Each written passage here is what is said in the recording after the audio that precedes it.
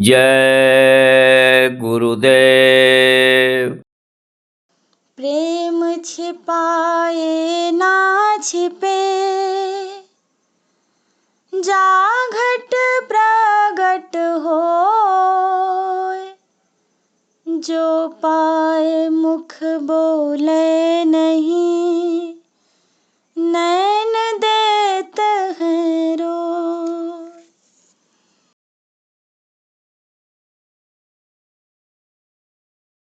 भजन गुरुदेव का कर ले, उमरिया बीत जाएगी।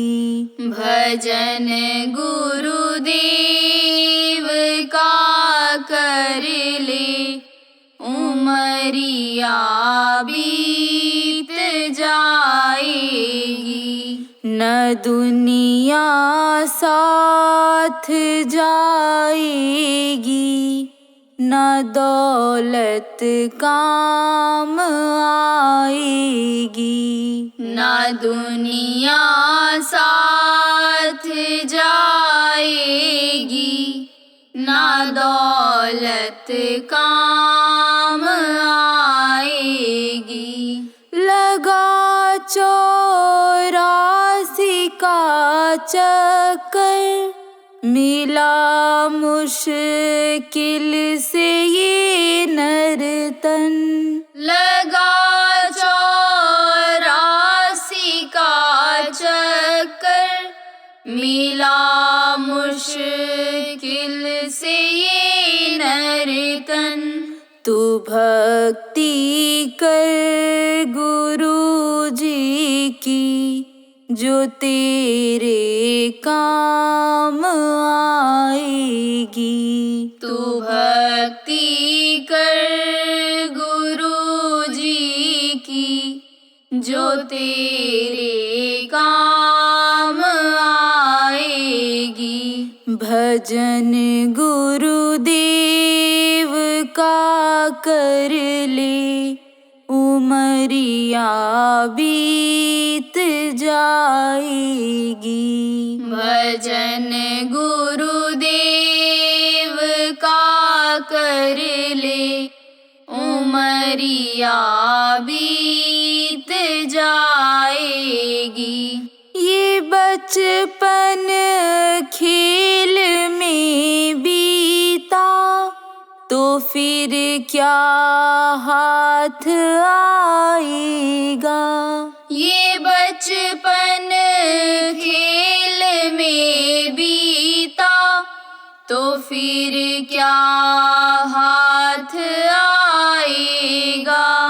ये गफलत में गई सांसें, क्या तेरी लौट आएगी। ये गफलत में गई सांसें, क्या तेरी लौट आएगी। भजन गुरुदेव का कर ले, उमरिया बीत जाएगी। भजन गुरुदेव का कर ले, उमरिया बीत जाएगी। जवानी मौज मस्ती में अगर बीती तो क्या पाया। जवानी मौज मस्ती में अगर बीती तो क्या पाया। जवानी जो गई तेरी, क्या वापिस लौट आएगी। जवानी जो गई तेरी, क्या वापिस लौट आएगी। भजन गुरुदेव का कर ले, उमरिया बीत जाएगी। भजन गुरुदेव का कर ले, उमरिया बीत जाएगी। अगर ये मोह ममता जो बुढ़ापे में नहीं त्यागी, अगर ये मोह ममता जो बुढ़ापे में नहीं त्यागी, याद कर ले तू उस दिन की जब तेरी मौत आएगी। याद कर ले तू उस दिन की जब तेरी मौत आएगी। भजन गुरुदेव का कर ले, उमरिया बीत जाएगी। भजन गुरुदेव का कर ले, उमरिया बीत जाएगी। कमाई नाम की कर ले, गुरुवर की शरण ले तू। कमाई नाम की कर ले, गुरुवर की शरण ले तू। बंधी जो कर्म की रस्सी, वो तेरी टूट जाएगी। बंधी जो कर्म की रस्सी, वो तेरी टूट जाएगी। भजन गुरुदेव का कर ले, उमरिया बीत जाएगी। भजन गुरुदेव का कर ले, उमरिया बीत जाएगी। न दुनिया साथ जाएगी, न दौलत काम आएगी। न दुनिया साथ जाएगी, न दौलत काम आएगी। जय गुरुदेव, जय गुरुदेव।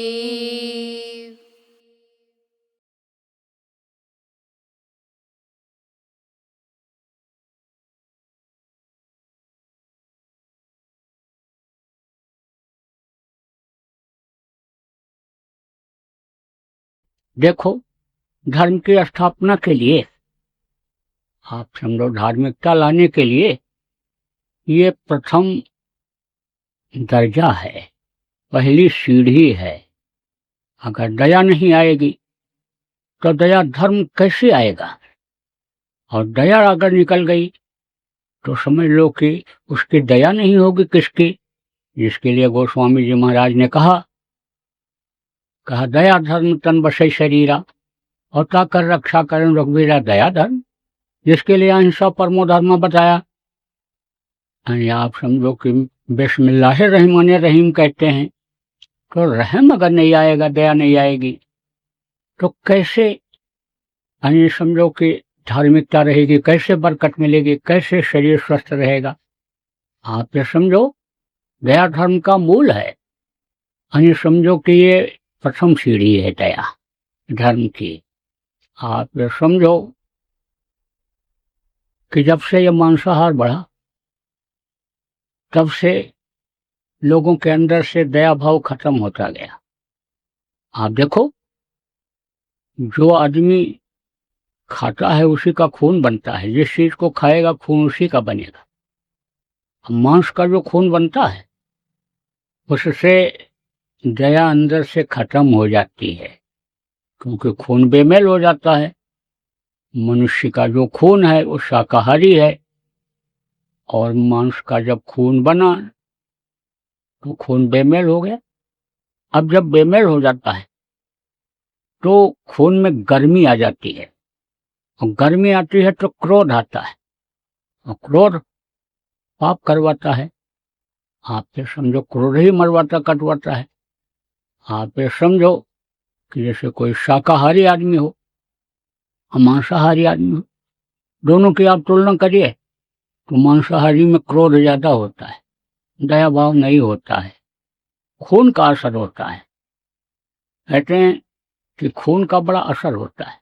शादी ब्याह जब लड़कियों की देखने के लिए पहले लोग जाते थे तो खानदान देखते थे कि कहीं खून बेमेल का तो नहीं, बेमेल तो नहीं हो गया है कहीं। बहुत सारी चीजों को पहले के लोग देखते थे। आज की तरह से इतने पढ़े लिखे एमए पीएचडी डीएलएड तो नहीं होते थे, लेकिन सामाजिक ज्ञान, समाज में रहने के नाते उनको बहुत होता था, अनुभव बहुत होता था। पुरानी चीजें जब खत्म होने लग गई तो देखो अशांति ही अशांति चारों तरफ है।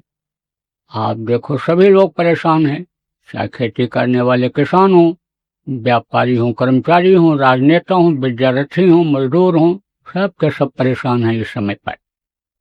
आप ये समझो कि पुरानी चीजें, पुराने विज्ञान को अन्य समझ लो कि जब अब लोग आज अपनाते हैं तो देखो सुख का अनुभव करते हैं।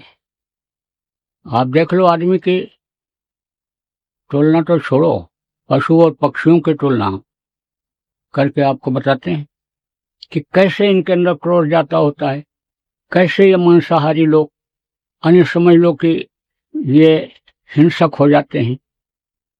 एक कमरे में 4 बैल बंद कर दो और एक कमरे में 4 कुत्ता बंद कर दो। बैल को आप चारा डाल दो, रात भर खाएंगे, जुगाली करेंगे, गोबर करेंगे, दरवाजा खोलोगे, सुबह आराम से निकल जाएंगे, शाकाहारी हैं। कुत्ता मांसाहारी होता है। एक कमरे में 4 कुत्ता बंद कर दो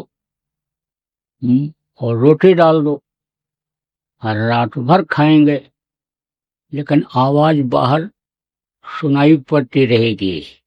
शी पू पू पू पा पा, यह सब रोने चिल्लाने की आवाज सुनाई पड़ती रहेगी। और सुबह जब दरवाजा खोलोगे तो किसी का कान कटा हुआ, किसी पूंछ कटी हुई, किसी के पैर से खून बहता हुआ दिखाई पड़ेगा। कारण क्या है?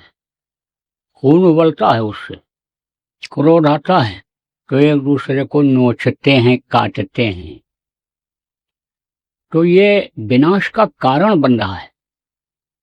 नशा छोटे छोटे बच्चे करने लग गए, औरतें करने लग गई, फैशन में लड़कियां करने लगी, कहती हैं फैशन है ये।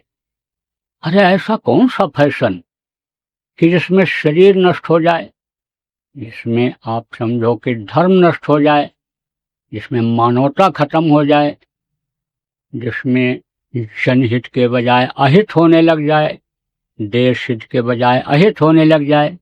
यह कौन सा फैशन है? आप इस बात को समझो कि बच्चों को आज यह संकल्प बनाना चाहिए, बच्चियों को संकल्प बनाना चाहिए, आप सब लोगों को यह संकल्प बनाना चाहिए कि हम शाकाहारी रहेंगे और नशा मुक्त रहेंगे। कोई भी नशा हो खराब होता है, चाहे हल्का नशा हो चाहे तेज नशा हो, लेकिन हल्का नशा होता है वो बर्दाश्त हो जाता है, और जो तेज नशा होता है वो बर्दाश्त नहीं होता है तो पागल कर देता है। हल्का जहर खाता है आदमी, बच जाता है। बुद्धि तो खराब करता है, वो भी तकलीफ तो शरीर को देता है, लेकिन ज्यादा जहर हो जाता है तो वो समझो कि मरता है, मारता है। आप ये देखो कि जैसे बीड़ी है, तंबाकू है, कोई खाता है तो उसको ये शरीर बर्दाश्त कर लेता है, उसमें हल्का नशा होता है, हुक्के में हल्का नशा होता है।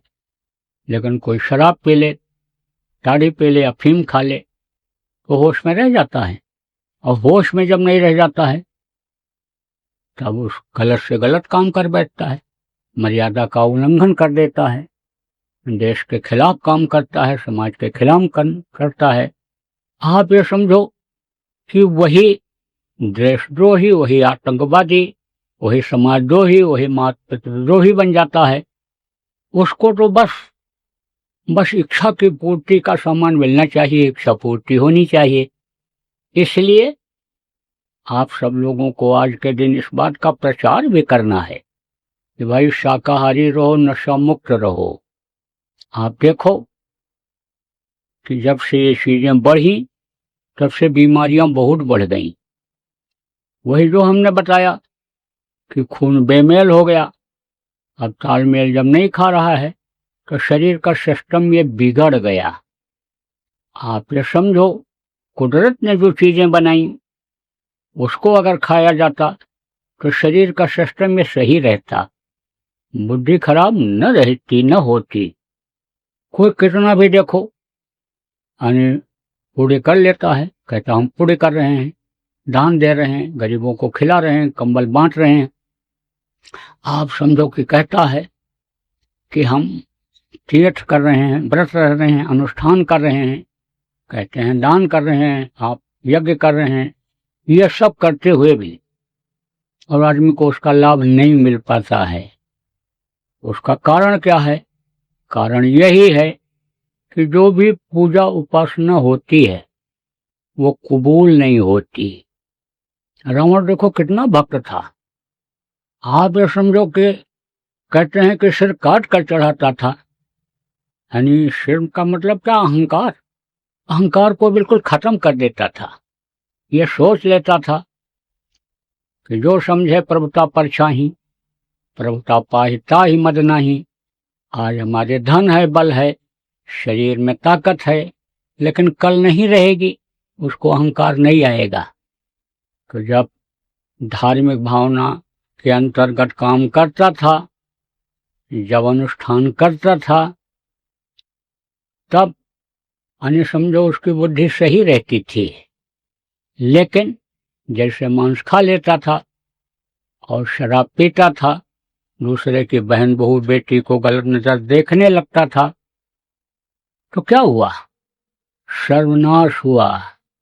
1 लाख पूछ 1.25 लाख नाती, पत्ता रावण घर दिया न बाती, एक भी नहीं बचा। आप इस बात को समझो कि जब बुद्धि खराब होती है तब आदमी को पता नहीं चलता हम क्या कर रहे हैं।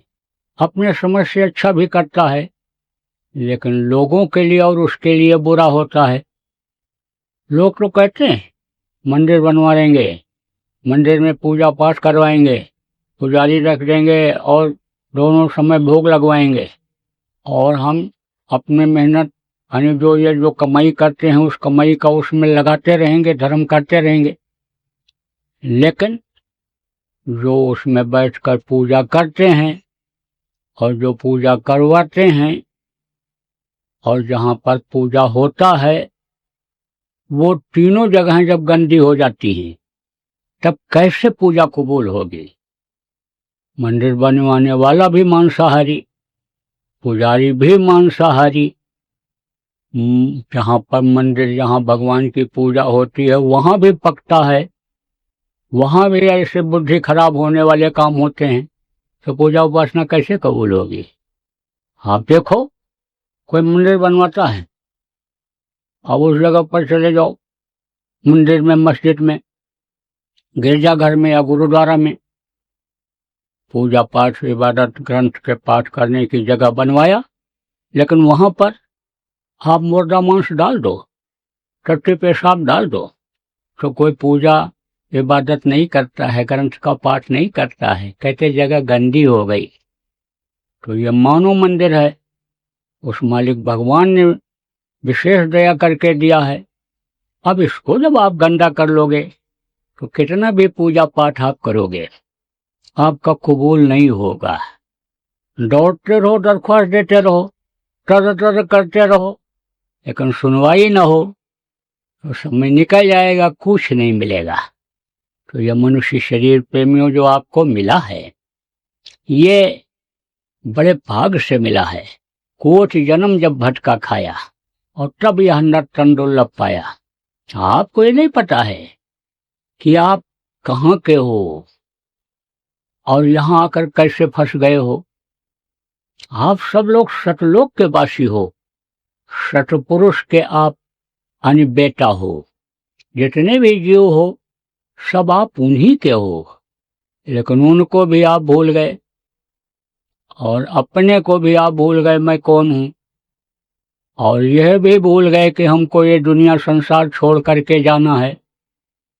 जबकि देखो यह सत्य है कि इस मृत्युलोक में, इस दुनिया संसार में, इस धरती पर जितने भी लोग आए सबको छोड़ के जाना पड़ा।